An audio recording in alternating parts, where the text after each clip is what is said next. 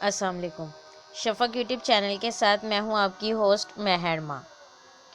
بابری مسجد معجزہ۔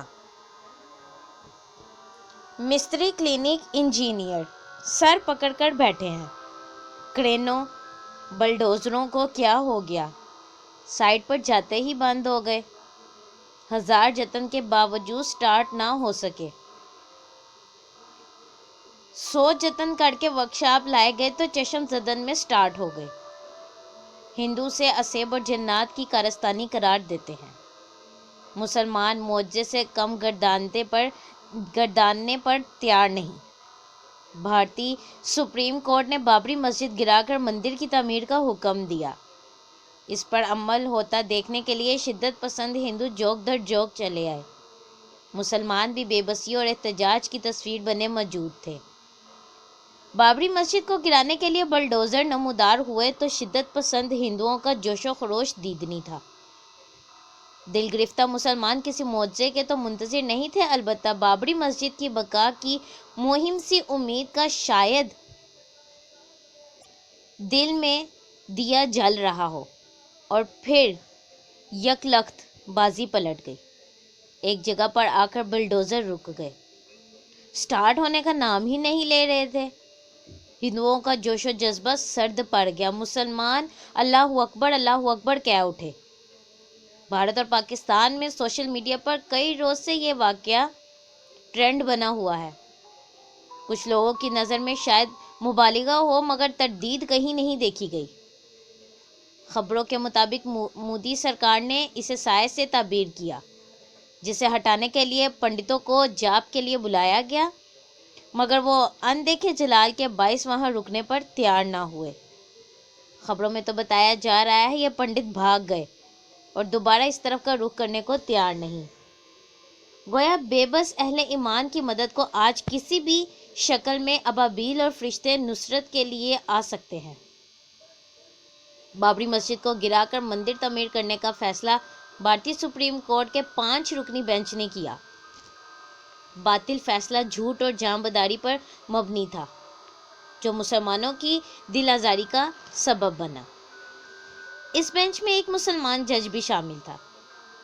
بینچ نے مسجد کے حق کو تسلیم کیا، مگر فیصلہ ہندو اکثریت کے حق میں دے دیا۔ فیصلہ سنانے والے نہ جانے کس حالت میں ہوں گے، البتہ مسجد گرانے والے کئی کردار عبرت کا نشان ضرور بن گئے، مگر توبہ کے در کبھی بند نہیں ہوتے۔ اس کی ایک مثال بلبیر سنگھ ہے۔ اکھنڈ بھارت اور ہندو تواڑ کے غارت گروں نے بابری مسجد تنازع کھڑا کیا تو بلبیر سنگھ بھی آپے سے باہر ہو کر بابری مسجد شہید کرنے کے لیے نکلنے والے نامراد جتھے کے ساتھ چل پڑا۔ مسجد پر پہلا وار کرنے والا بلبیر سنگھ ہی تھا۔ ہر اول دستے کا ہر فرد بھیانک انجام سے دوچار ہوا۔ ڈاکٹر مہاج گٹر کا زہریلا پانی پی کر تڑپ تڑپ کر مرے۔ ایک نوجوان اندر پاگل ہو کر چتا کی نظر ہو گیا۔ مسجد گرانے کے لیے جانے والے گروہ کا لیڈر سکھ مت سے تعلق رکھنے والا بلبیر سنگھ تھا۔ وہ کہتا ہے، میں اس حملے کے بعد نیم پاگل ہو گیا، دل دنیا سے اچٹ ہو گیا، ڈراؤنے خواب آنے لگے، دل کا سکون غارت اور راتوں کو نیند حرام، ہر پل موت سے بدتر تھا۔ بلبیر سنگھ آج کل دبئی میں مقیم ہے۔ وہ کہتا ہے، میں نے بابری مسجد پر حملہ کیا تو دل میں یہ احساس کہیں نہ کہیں موجود تھا، کسی بھی مذہب کی عبادت گاہ کو نقصان پہنچانا ٹھیک نہیں۔ یہی ضمیر کی آواز ہوتی ہے، مگر نفرت کا جنون عقل کو معاف کر دیتا ہے۔ بلبیر کی زندگی سے سکون کی رمق بھی نہیں بچی تھی۔ اس نے زندگی کی بے ثباتی کا تذکرہ ایک مسلمان واقف کار مولانا واصف سے کیا۔ انہوں نے خدمت خلق اور مسجد کی خدمت کا مشورہ دیا۔ بلبیر نے سر پر عمامہ باندھا اور مسجدوں کی صفائی ستھرائی کرنے لگا، جس سے زندگی میں یک گونا سکون محسوس ہوا۔ اس پر اسلام کی حقانیت واضح ہونے لگی۔ جلدی اسے دبئی میں ملازمت مل گئی۔ وہاں جا کر ارادہ مسلمان ہونے کا تھا۔ بھارت میں اسلام قبول کرنے سے شدت پسند ہندوؤں اور خاندان کے لوگ خون کے پیاسے ہو جاتے۔ دبئی میں جستجو پر معلوم ہوا شارجہ مرکز میں پاکستان سے تبلیغی جماعت آئی ہوئی ہے، وہ وہاں چلا گیا۔ جماعت میں 100 سالہ ایک بزرگ بھی تھے۔ دین کے لیے اس عمر میں خدمت سے دل بے حد متاثر ہوا۔ مرکز کے لوگوں نے بڑا تعاون کیا، نئے کپڑے لا کر دیے، غسل کروایا اور کلمہ پڑھا کر حلقہ اسلام میں شامل کر لیا۔ دلبیڑ کے مطابق جس کمپنی میں کام کرتا تھا اس میں سارے سکھ تھے جو میرے مسلمان ہونے پر آگ بگولا رہتے اور مجھے تنگ کرتے رہتے۔ رات 2-3 بجے اٹھا کر دوبارہ سکھ ہونے پر مجبور کرتے۔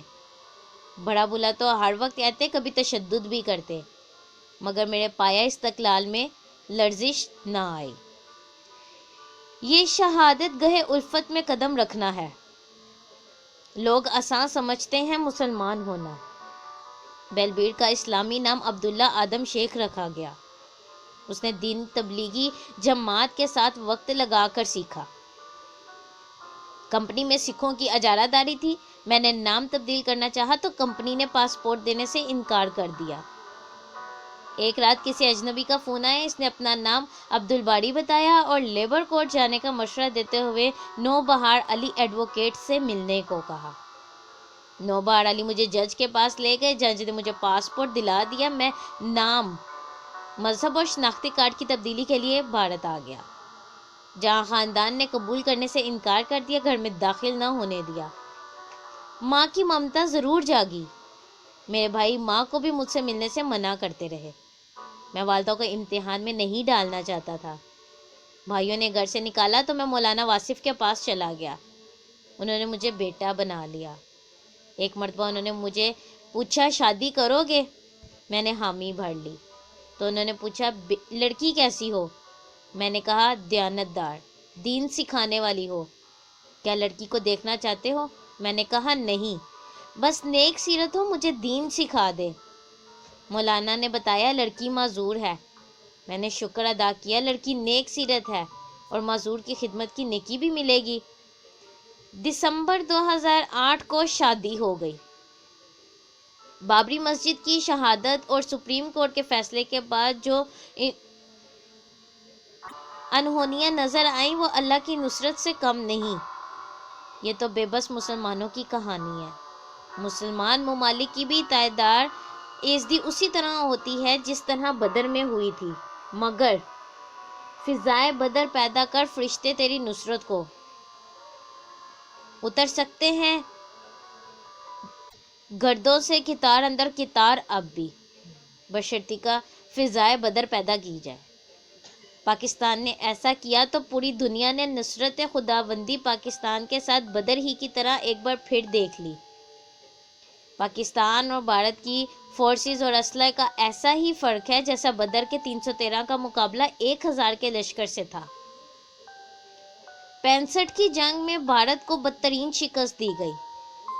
اسے ہمارے ہی کچھ دانشور مبالغہ آرائی قرار دیتے ہیں، مگر 27 فروری 2019 کو بھارت کے غرور کا سر چکنا چور ہوا تو نصرت خداوندی سے ہوا۔ بھارتی پائلٹوں کی عقل پر پردہ پڑ گیا، ان کی تمام صلاحیت و مہارت سلب ہو گئی۔ 26 فروری کو جارحیت کی غرض سے کئی فائٹر اور بمبار پاکستان کی حدود میں داخل ہوئے، افراتفری میں جنگل میں پے لوڈ گرا کر بھاگ گئے۔ دوسرے روز زیادہ ترنگ میں چلے آئے، اب فضائیہ چپٹنے کو تیار تھی۔ شاہین پلٹ کر چھپٹے اور 2 جہاز مار گرائے۔ تیسرا کمانڈو بردار ہیلی کاپٹر خود بھارتی فوج نے پاکستانی سمجھ کر فضا میں اڑا کے رکھ دیا۔ ایران نے فضائے بدر پیدا کی تو امریکہ کو دھول چاٹنے پر مجبور کر دیا۔ جنرل سلیمانی کے قتل کا بدلہ 2 امریکی اڈے تباہ کر کے لیا گیا۔ امریکہ کے ہاتھوں پر ابابیلوں کے چھپٹنے کا منظر ایران میں 1980 میں اس وقت نظر آیا جب امریکہ نے اپنی یرغمالی چھڑانے کے لیے آپریشن ایگل کلا کیا۔ ایرانی فوج اور حکام کو خبر تک نہیں تھی۔ 8 میں سے 3 ہیلی کاپٹر خراب ہو گئے، ایک C-130 سے ٹکرا گیا۔ 10 کمانڈو مارے گئے۔ صدر کارٹر کو اطلاع ہوئی تو کہا چھوڑو اور بھاگو۔ امریکی ٹارزن 3 ہیلی کاپٹر چھوڑ کر بھاگ گئے۔ یہ خبر خود بریک کی تو ایران کو خبر ہوئی۔ مودی نے کہا 10 دن میں پاکستان کو فتح کر لیں گے۔